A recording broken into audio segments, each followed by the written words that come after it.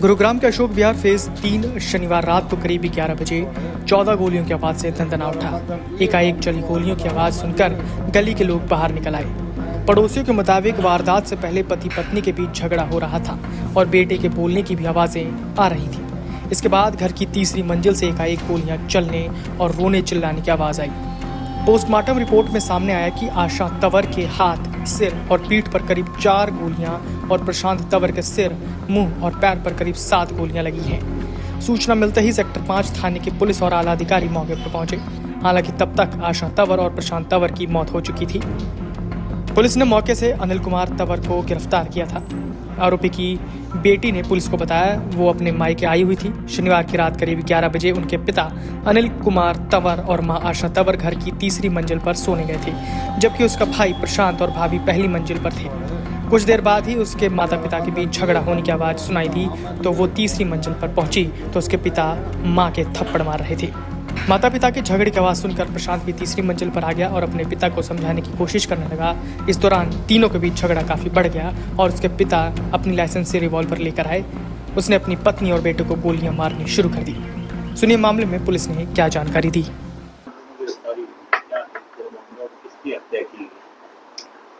ये ना 6/7 की रात को सेक्टर 5 पुलिस स्टेशन के वहाँ पे अशोक विहार है, वहाँ पे गोली चलने की घटना हुई थी। तो इसमें जो व्यक्ति है, जो एक्यूज्ड है, उसने अपनी वाइफ का और बेटे का मर्डर कर दिया गोली मार के। तो इसका और इसकी वाइफ का झगड़ा होता रहता था, जिस झगड़े में उसका बेटा भी आ गया उसको छुड़ाने के लिए। तब ये अपने 3rd फ्लोर पे रहते थे, तो 1st फ्लोर पे ये आया, अपनी जो सर्विस रिवॉल्वर मतलब लाइसेंसी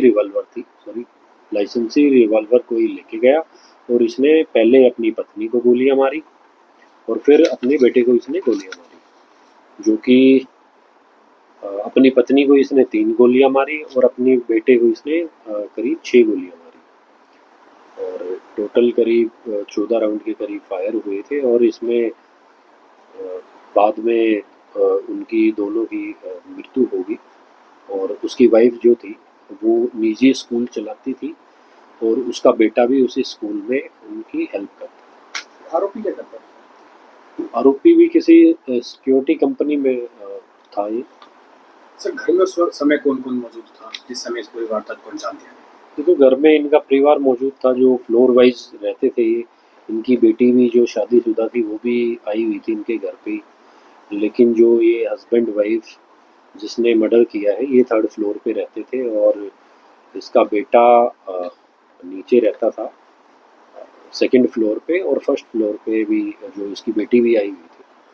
तो वो लोग, इतने लोग मौजूद। सर, जो एक्यूज्ड है इस हत्या को करने के बाद क्या घर में ही बैठा रहा शवों के पास या भागने की कोशिश की थी? वो नीचे गया था, तब गोलियां चलने की आवाज़ आई तो बाकी लोग नीचे चले गए थे। तो जब ये नीचे जा रहा था तब उनके बाद उनके जो घर वालों ने आके देखा, जो उनकी बेटी है उसने आके देखा तो गोलियां लगी हुई थी और वो पड़े हुए थे वहाँ पे मृत अवस्था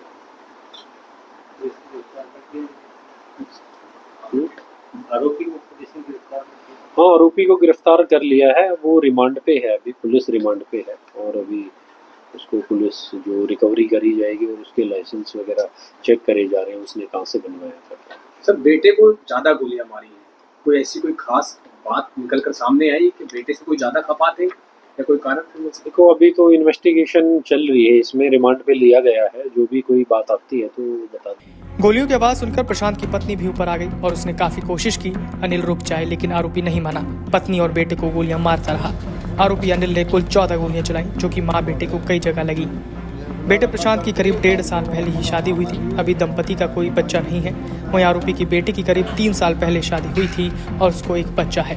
बेटी फिलहाल अपने मायके आई हुई थी। Video desk अमरउजाला.com।